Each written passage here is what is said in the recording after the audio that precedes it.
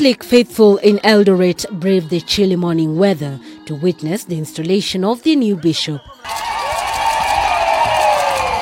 In their numbers, they gathered at St. Peter's Seminary, where the event, led by Cardinal John Njue, was held in accordance with the Catholic doctrine. Askofu ametumwa hapa, lakini sasa mkitoka hapa simseme mkitoka hapa mfike Lodwa, basi mpige magoti mkimuliza Mungu awapatie mchungaji mwingine na muweze kuendelea. After 2 years without a bishop following the death of Cornelius Korir, the faithful had every reason to celebrate this historic event as Dominic Kimengich was installed. Deputy President William Ruto, who was among the leaders who graced the occasion, called on the new bishop to continue the good work that his predecessor had started before his death.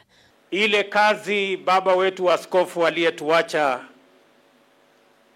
Bishop Cornelius Korir alifanya, aliweka msingi dhabiti katika uongozi wa kanisa na uongozi wa nchi katika sehemu hii. Yale alitekeleza ilimfanya akaitwa baba wa amani katika sehemu hii.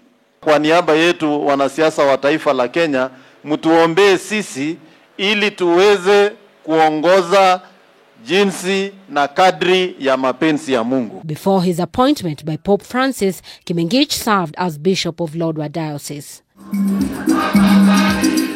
Gloria Milimu, K24 TV.